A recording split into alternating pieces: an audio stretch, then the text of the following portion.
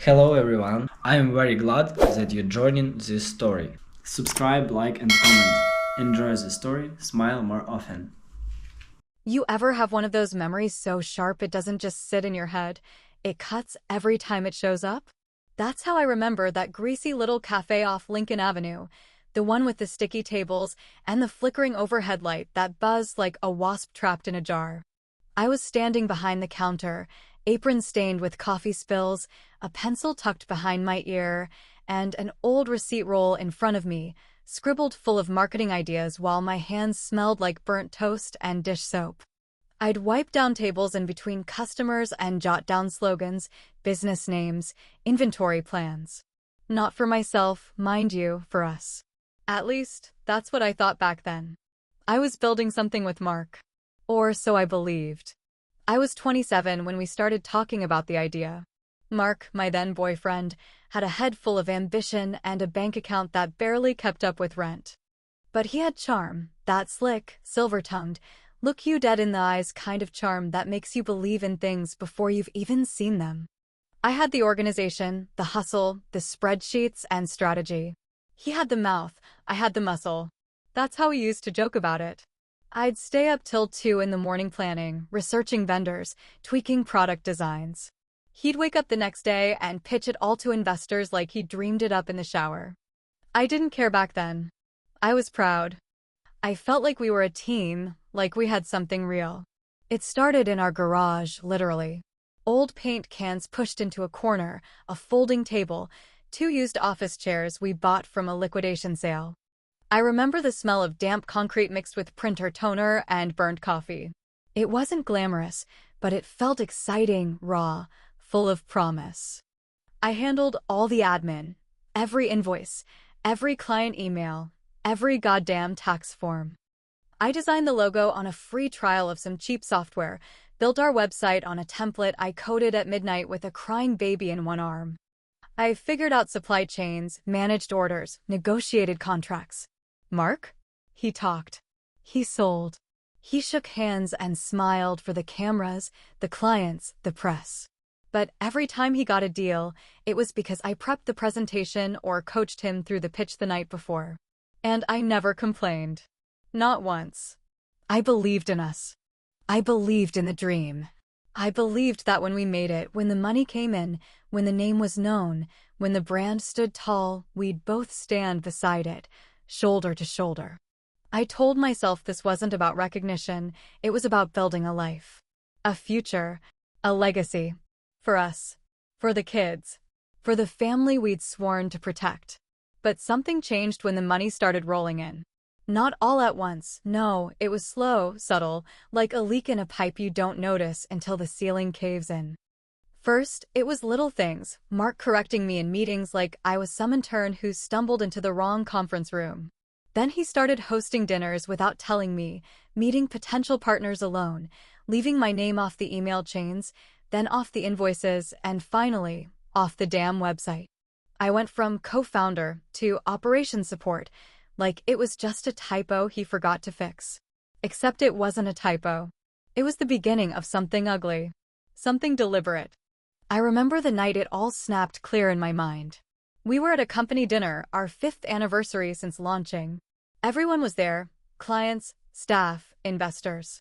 I stood at the back, watching him make a toast. He talked about passion, about building from scratch, about the struggle and the sacrifice. And not once, not a single word, did he mention me. Not my work, not my name, not even a polite thank you. Just smiled that goddamn politician smile and soaked up the applause like he'd done it all with nothing but his bare hands and a dream. I held my wine glass so tight I thought it might crack. And when the clapping died down, I just stood there, frozen in that cheap sequin dress I bought to feel elegant, wondering when exactly I stopped being part of the story. A few days later, I brought it up. Calmly. I asked him, straight up, Mark, do you really see me as a partner in this anymore? He didn't even look up from his laptop. Just shrugged, like I'd asked him what we were having for dinner. And then he said it. Cold, casual, smug as hell, like it was just another truth he was kindly delivering to someone too naive to get it. You're just the support, Lisa. I'm the face. You're not really a partner. I didn't scream. I didn't cry. I just nodded. And in that moment, something in me, something deep, went quiet. Not weak, not broken. Just quiet. And that's when I knew. The dream wasn't ours. It never had been.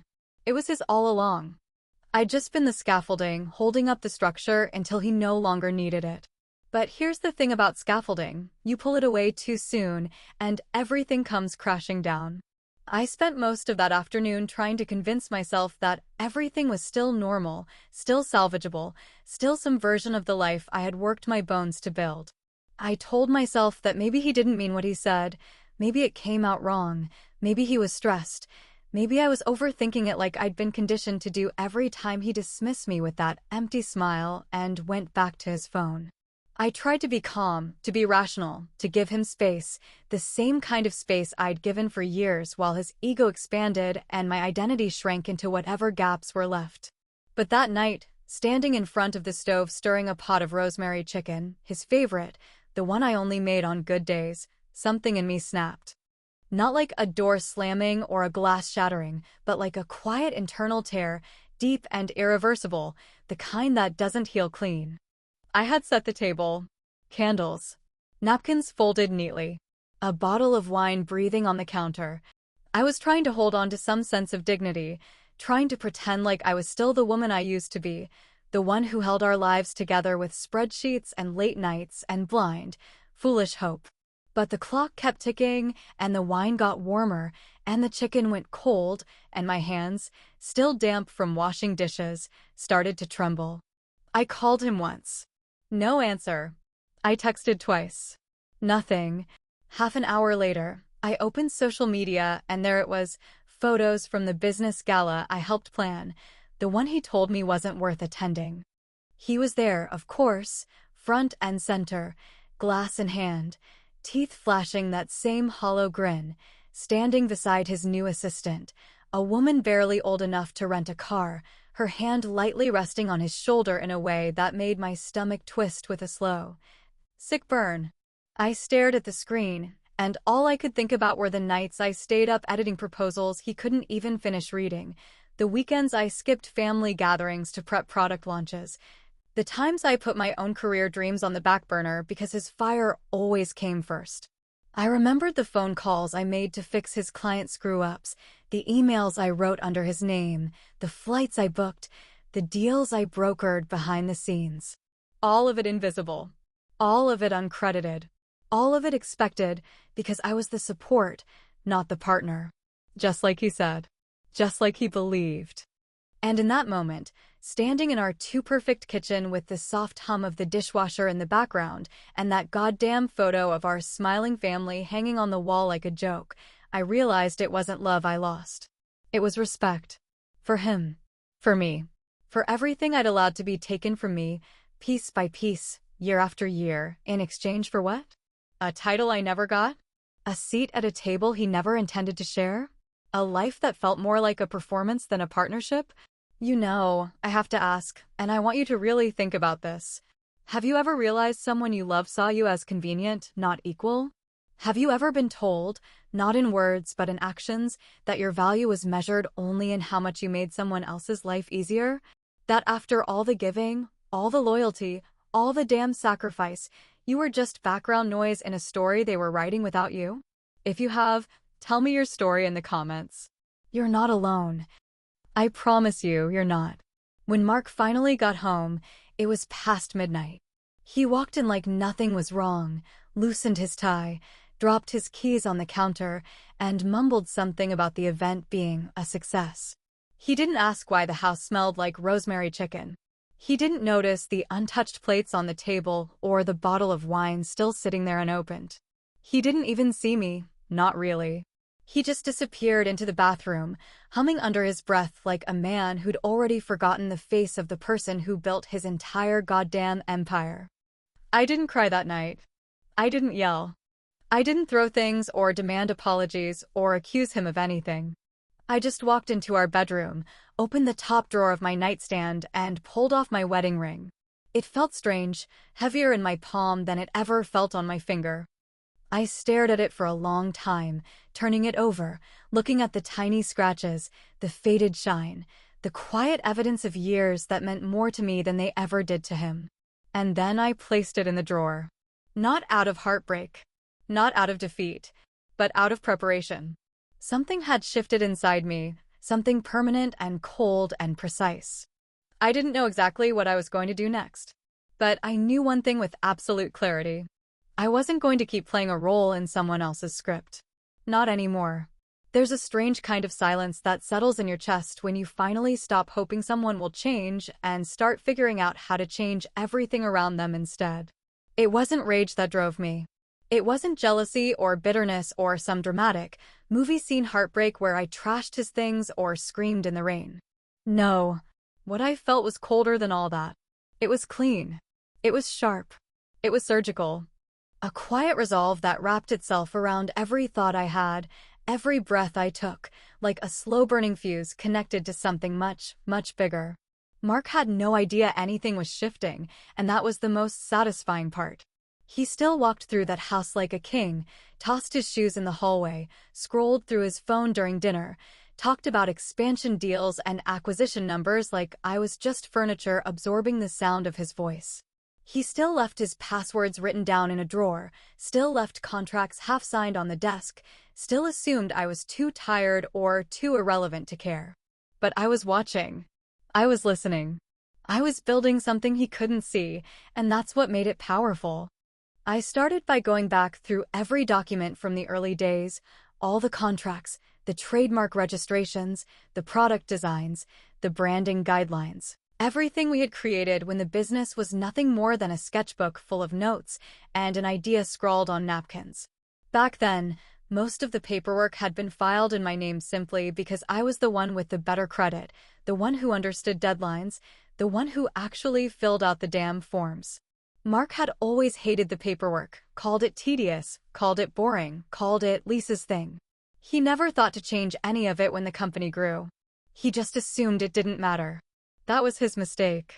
Buried in those files was a loophole, a beautiful, gaping legal doorway that had been sitting wide open for years. The core brand name, the original logo, and even the first wave of proprietary product designs were still registered to me. Not to the business. Not to him. To me, Lisa Fenton. And while the new brand expansions had outgrown that original core, the heart of the company, the thing people recognized first, was mine. He'd never transferred ownership. He'd never thought he needed to. That arrogance would cost him more than he could ever calculate. I didn't move too fast. That's how people get caught. I moved carefully, like a woman knitting a bomb under the table while everyone else thinks she's just sewing buttons. I started making calls, quiet ones, calculated ones. I reached out to a former client, a man named Derek Monroe, who used to run a boutique tech firm that Mark had blown off during his early climb.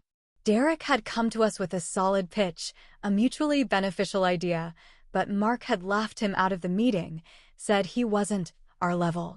I remembered Derek's face. The look in his eyes when he shook my hand on the way out, calm, but deeply pissed. People like that don't forget. Derek hadn't forgotten, not even close. When I reached out, he didn't hesitate. We met privately, away from offices, away from prying eyes. I laid out my plan, a lean, smart, competitive brand that would offer the same core service, but with stronger ethics, cleaner design, and a hell of a better story. And this time, my name would be on it. Not behind it. Not beneath it. On it. He was in before I finished my pitch. And once he was in, so was his network, investors, designers, developers, people who respected talent over title and results over ego. I started laying the foundation quietly, registering a new business entity, securing trademarks, drafting product variations that improved upon our old formulas. Everything legal. Everything airtight. I even hired a discreet IP lawyer, one of the best in the state, to oversee the process and make sure every piece was locked down before I ever went public. Meanwhile, at home, I kept my face neutral, my tone soft, my footsteps quiet. Mark never noticed the shift. He thought I was tired. Thought I'd given up. Thought I was back in my place. And that, frankly, was the most delicious part of it all. Because while he slept soundly in the house I decorated and bragged about the empire he thought he built, I was burning it down from underneath, brick by legal brick, document by document. Then, one evening, as I was finalizing a supplier contract on my laptop, my phone rang. Unknown number. I answered, cautious. On the other end was a voice I hadn't heard in nearly 5 years, a venture capitalist I'd pitched to in the early days when Mark said we didn't need outside money. He said he'd heard whispers about my new project through the grapevine. Said he was very interested. Said he'd like to meet. And right then, in that moment, I knew this wasn't just revenge anymore. This was resurrection. There's something almost intoxicating about walking through a door knowing that the person on the other side still thinks you're weak. It's like standing in a room full of matches while holding a flame behind your back. You're calm, composed, measured, but underneath that polished exterior, everything is seconds away from igniting. That's exactly how I felt the morning I walked into that meeting. Not a dinner table, not a bedroom argument, not a tearful confrontation with sobbing and accusations. No, I wanted a stage, a neutral space, a formal invitation to war. And I knew damn well he'd walk into it thinking I was crawling back to patch things up, maybe offer an apology or some desperate olive branch just to feel useful again. He'd forgotten who I was. And that was his first mistake. I had spent the weeks leading up to it transforming in every possible way. It wasn't just the business moves behind the scenes or the legal groundwork I'd been laying with my new partners, it was me. I was done hiding behind worn-out sweaters and quiet smiles. I bought a new suit, tailored to my body, sharp enough to cut glass. I got my hair done, not for vanity, but for precision. I wanted to walk into that room looking like the version of myself he always underestimated and now wouldn't be able to ignore. I didn't want revenge to look like fury. I wanted it to look like elegance. Cold, precise, professional elegance. The whispers had already started circling around him. He just didn't know the source yet. Some suppliers had begun to pull back quietly, citing logistical issues and inventory reevaluations. A couple of investors who once flocked to every boardroom presentation were suddenly slow to respond to emails, hesitant to schedule follow-ups. His assistant, that overeager 20-something with too much lip gloss and not enough discretion, had started showing signs of panic, forwarding him messages with subject lines like urgent and concerned stakeholder. Mark was too arrogant to see the pattern yet, but the cracks were forming beneath his polished empire. He still strutted into the meeting like he owned the air in the room. That smug little half-smile on his face, the one he always used when he thought he was in control, made me feel something I hadn't felt in years. Not love, not hate, but a clean, powerful indifference. He sat down across from me and started speaking before I could even take my coat off, launching into a patronizing monologue about how he appreciated me, reaching out, and how he hoped we could heal and move forward constructively. I let him ramble. I let him fill the silence with empty assumptions. I let him think, for just a few more seconds, that I was still the woman who would sit quietly and swallow disappointment like medicine. Then I placed the folder on the table. No dramatic flourish, no raised voice, just a soft, deliberate motion. He paused, mid-sentence, eyes flickering down to it with mild curiosity. I told him to go ahead and read. He opened it, still wearing that condescending smile, and began scanning the contents. It didn't take long for the shift to happen. His eyes stopped moving, his lips parted slightly, his fingers tightened on the pages. Trademark claim, filed and approved. Intellectual property documents, original designs, logo rights, early-phase blueprints, all still legally under my name. Legal correspondence from my attorney, clean, factual, indisputable. "You're trying to scare me," he said eventually, his voice faltering around the edges, trying to hold on to some thin thread of control. I leaned forward slightly, just enough to look him in the eye without blinking. "No," I said, calm and even, "I'm just showing you who you forgot I was." I watched him flip through each page like he was digging through the rubble of something he never thought could collapse. Then I handed him the second folder, thinner, sleeker, elegantly printed. It contained the branding package for my new company, the the one I had built from the bones of the business he thought was his alone. The name was similar, not enough for a lawsuit, but close enough to sting. The product line was tighter, more efficient. The marketing strategy was smarter. And unlike his, my launch would include all the people he discarded along the way, suppliers, partners, employees who had grown tired of his arrogance and were more than happy to jump ship. I let him sit in silence with it for a moment, watched the color slowly drain from his face as realization took root. He wasn't being attacked.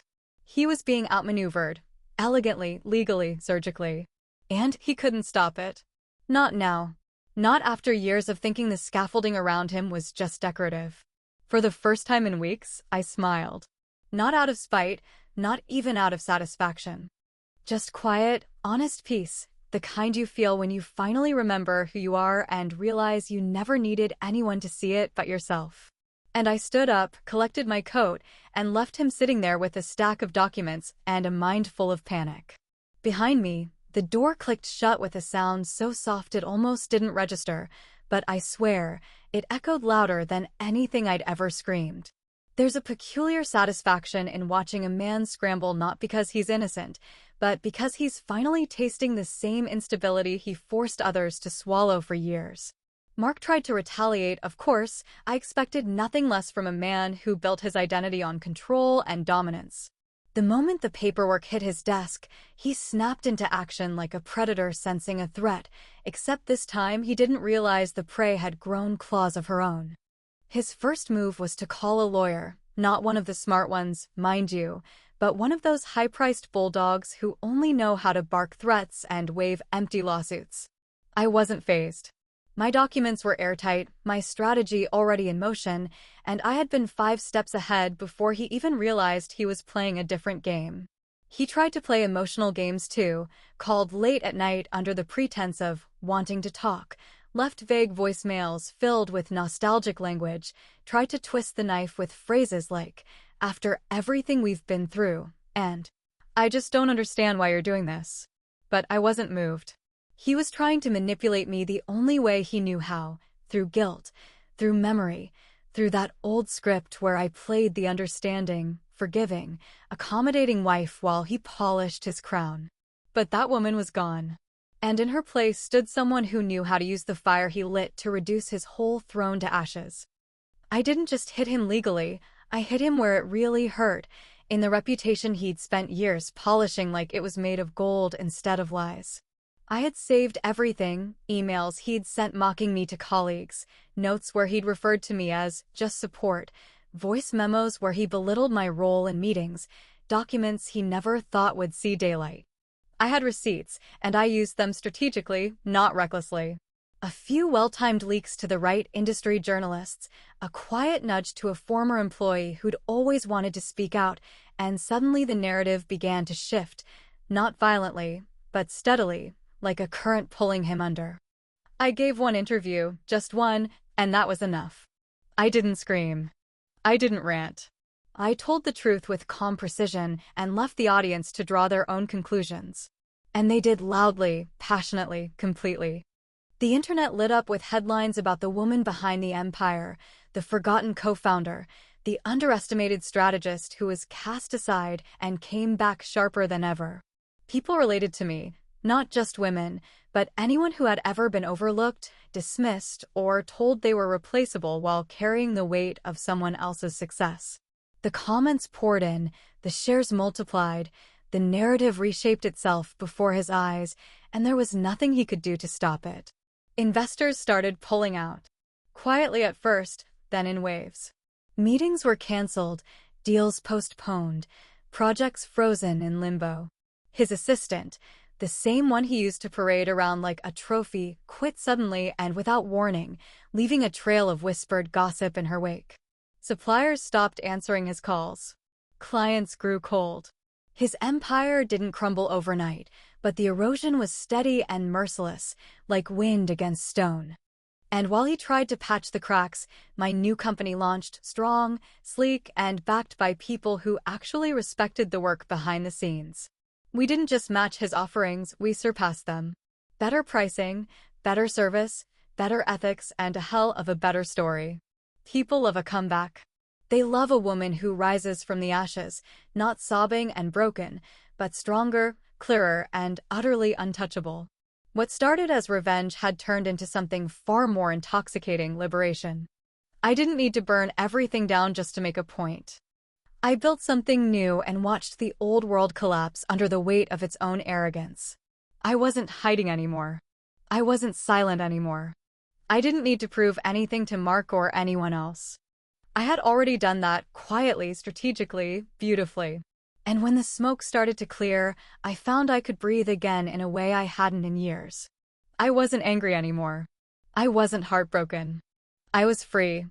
Then one morning, while going through paperwork in my new office, a space that actually felt like mine, with my name on the door and respect in every corner, my assistant walked in with a small envelope. No return address. Just my name, handwritten in the same sloppy scrawl I'd stared at for years on grocery lists and last-minute notes. I opened it carefully, expecting another weak apology or some final grasp at control. But inside was just a single piece of paper. 3 words. No signature. No explanation. You won, Lisa. I stared at it for a long time. And then, without a word, I folded it neatly, placed it in my drawer, and got back to work. The letter sat in my drawer for 3 days before I read it again, not because I was afraid of what it said, but because some part of me already knew what it didn't. Those 3 words, you won, Lisa, had the weight of 1,000 confessions and still managed to say absolutely nothing. No apology. No acknowledgement of what he took, what he crushed, what he dismissed without a second thought. Just a cheap admission disguised as closure, as if tossing me a few crumbs of recognition could erase years of disregard and manipulation. And yet, there I was, sitting in my office with the sunlight slanting through the window, holding that paper like it might still catch fire in my hands. It wasn't the words that haunted me. It was the silence between them. I almost laughed at the idea of it being a surrender.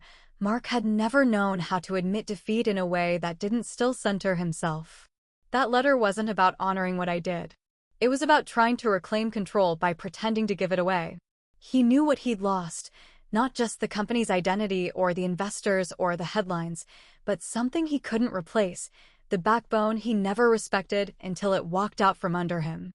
I don't think he ever believed I'd make it this far without him.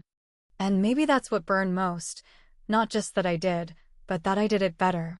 A week later, another letter arrived, this time formal, typed, and stamped with the logo of the very company he once refused to let me claim as my own. An offer, a proposed partnership, a stake in the business he was now desperate to stabilize. A ridiculous attempt to pull me back in, like I'd forgotten how cold his voice sounded when he told me I was just the support, not the partner. I laughed when I read it, not because it was funny, but because it was so painfully predictable. Men like Mark don't change. They just adapt their tone when they start to lose. I didn't respond. There was nothing left to say, nothing left to save. His offer came too late, not just in time but in principle. I had already built something of my own, something real, something that didn't depend on anyone's permission to exist. I had built a team, a culture, a brand with integrity and clarity, not smoke and mirrors or a shiny name masking rotting roots. And still, despite everything, despite the victory, the recognition, the new beginning, I found myself asking a question I hadn't expected. Did I actually win? Or did I just leave before it all came crashing down anyway? That thought stayed with me, late at night, when the house was quiet and the emails stopped buzzing and all that was left was my own reflection in the dark. Not because I doubted what I did, I didn't. I would do it again, every step, every cut, every calculated move. But because there's a strange hollowness that comes after survival, after battle, when the adrenaline fades and the silence creeps back in. You start to wonder if revenge was ever enough, if reclaiming your worth on paper makes up for the years you spent giving it away without a receipt. So one afternoon, I drove back to the beginning. The old house was still there, though the paint had faded and the lawn was unkempt, a rough patch of weeds growing where our kids used to play. I parked across the street and walked toward the garage, that cramped, Musty space where the dream had started, where I used to sit cross-legged on the concrete floor, scribbling product ideas while Mark talked big about futures we hadn't earned yet. It looked smaller now, emptier, like it had been waiting all these years for someone to return and remember it. I stood there for a long time, hands in my coat pockets, just staring at that chipped garage door and the faint memory of who I used to be inside those walls. A woman with hope, with energy, with a heart that hadn't yet been taught to armor itself against betrayal. A woman who believed that building something together meant you were equal in its success. I missed her, not the naivety, but the unshaken belief in partnership, in loyalty, in the possibility that love and ambition could coexist without one consuming the other. A neighbor walked by, someone I hadn't seen in years, someone whose name I barely remembered, but whose face carried the same warmth as back then. He nodded politely and then looked at the garage and said, "You ever miss it?" His voice was casual, maybe even nostalgic, but something in his eyes said he wasn't just talking about buildings. I answered honestly, without hesitation. "Sometimes," I said, "but I miss who I was more than what we had." He nodded again, didn't say anything else, just kept walking, and I stood there for a moment longer, letting the words settle. Because that was the truth, wasn't it? I didn't miss the business or the money or even the status. I missed the woman I used to be before I learned the hard way that loyalty without respect is just a slow form of self-erasure. But now I wasn't her anymore. I was something sharper, clearer, fiercer. Not harder, just less willing to be forgotten. You can survive betrayal. You can rebuild your life from ashes and scraps and broken pieces no one else thought were worth keeping. But what you do after, how you carry yourself, how you decide to rise, how you choose to write your next chapter, that's what makes you unforgettable.